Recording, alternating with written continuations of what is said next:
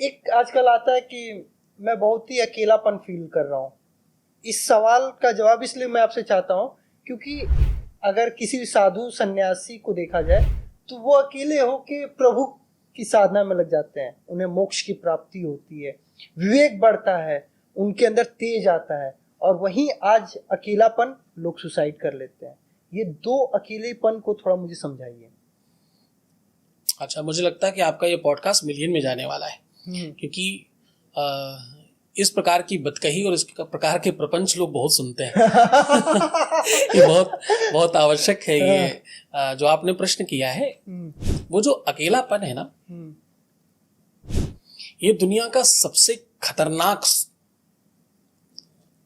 Arrangement है। ये जो शब्द है ना अकेलापन, इसी ने आपको खत्म कर दिया। इस देश में आपको पता कितने % लोग लाख रुपए के ऊपर कमाते होंगे? बहुत कम। कुछ परसेंटेज का आइडिया? बहुत ज्यादा होंगे तो 10%, 5% के आसपास। नहीं है। हाँ। कुछ जगहों पे कहते हैं 3.7%, लेकिन एक्चुअली 1.7 है। मात्र 1% यानी 1.25 के लेवल आसपास। देखो, बतकही वाली भाषा में हम भी आगे धीरे धीरे जिस प्रभाव में रहो, अल्ले पल्ले मतलब आसपास। तो ये बेसिकली वो बतकही वाले भाषा में ही आता है। तो मैं आपको ये कह रहा था, कितने % लोग हैं देश में जो 1 लाख रुपए के ऊपर कमाते हैं? तो एक छोटा % है, बहुत छोटा % है। कारण, रीजन ये कि सैलरी देने वाले देते नहीं। लेने वाले ले नहीं पाते। दुनिया में काम करने वालों की कमी है। लोग गलत कह रहे हैं कि बेरोजगारी है। एकदम ये बात मैं मानता नहीं हूं। आज बतकही चौक में 50 लोगों की आवश्यकता है या नहीं? एकदम है। अच्छे लोग मिले, आप रख लेंगे? नहीं रख लेंगे? तुरंत रख लेंगे। कहाँ है? मेरे को कई दिन से कहाँ मिलेंगे? नहीं मिल रहे थे। कहाँ मिलेंगे? तो व्यवस्था क्या है, गड़बड़ कहाँ है? लोग जागृत नहीं है। लोग सो रहे हैं, मैं तो अकेला हूं, मैं तो अकेलापन में हूं। अच्छा, अकेलापन दूर कैसे होगा? अकेलापन दूर होगा मेल का फीमेल के साथ और फीमेल का मेल के साथ। ये कैसा अकेलापन है? अकेलापन तो ये कहता है कि कोई दूसरा चाहिए। सही बात। कोई मित्र भी सही, कोई सम व्यवस्था में भी सही। ये कैसा अकेलापन है? आपको मालूम कि पाप की शुरुआत यहीं से प्रारंभ होती है बच्चों। इस बात को बहुत गंभीरता से समझना। जब आप किसी के साथ संसर्ग में आते हो तो ये एक कार्मिक व्यवस्था है जिसमें आप उसके पति और पत्नी हो जाते हो। ये सिर्फ उतनी देर तक का संदर्भ नहीं है। यहां से संतानोत्पत्ति की का अरेंजमेंट है।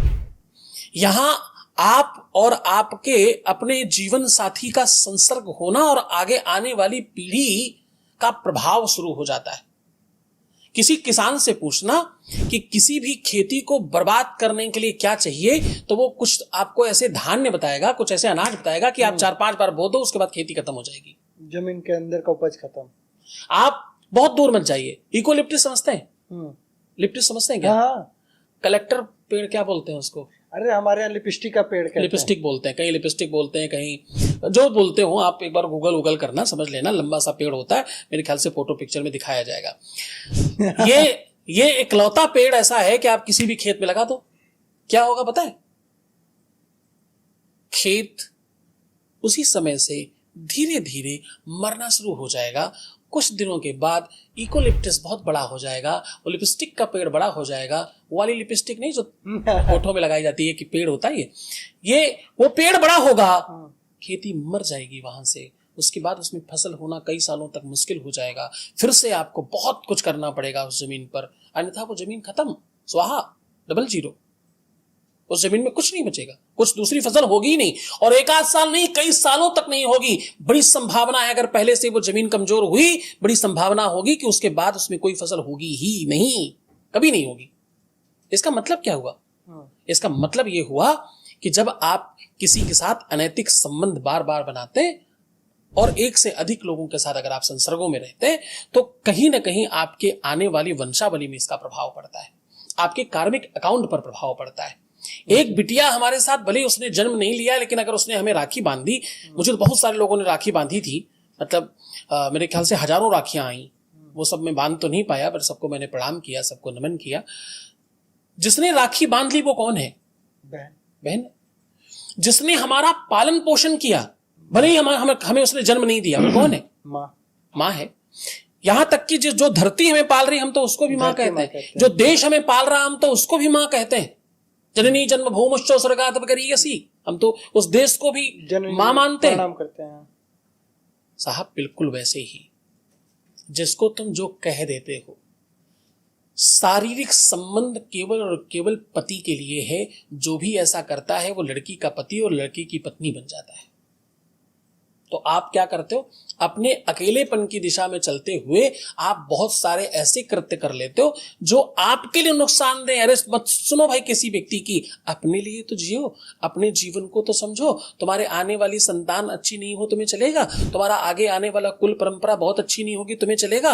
अगर तुम्हें लगता है कि तुम्हें आगे आने वाले जीवन में जो तुम्हें सुख मिलने वाले हैं, आज मान लीजिए आपके एड्रेस पर एक पत्र आए नीचे, वो बोले मुझे बतकही चौक में ये पत्र देना है, और बतकही चौक के यहां 20-50 ऑफिस खोल दिए जाए, तो वो किसको पत्र देकर जाएगा?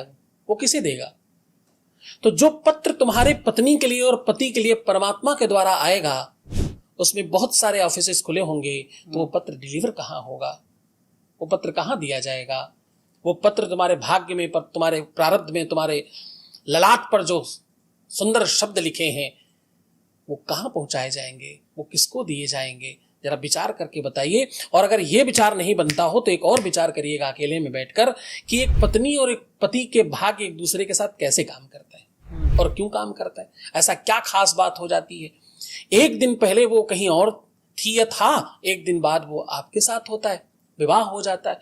आज आपकी धर्म पत्नी है, उसके भाग्य से आपके जीवन में परिवर्तन आ रहा है। तो ये सब उसके भाग्य से आपके जीवन में जब मैं परिवर्तन कहता हूं तो आप प्रसन्न हो जाते हो। ये हुआ कैसे? क्योंकि उसका भाग्य आपसे जुड़ा है। ये सिर्फ और सिर्फ विवाह है क्या? विवाह का एक्चुअल व्यवस्था क्या है? विवाह व्यवस्था का एक ही सूत्रपात है जो आप एक साथ लिविंग में रहकर कर लेते हैं, तो यानी आप विवाहित हो गए। और जितने लोग ऐसे जीवन में आ गए उतनी जगह विवाहित हो गए। तो ये कहीं ना कहीं संकट है अकेलेपन का। ये बिल्कुल मतलब नहीं है, उसके अरेंजमेंट नहीं है ये।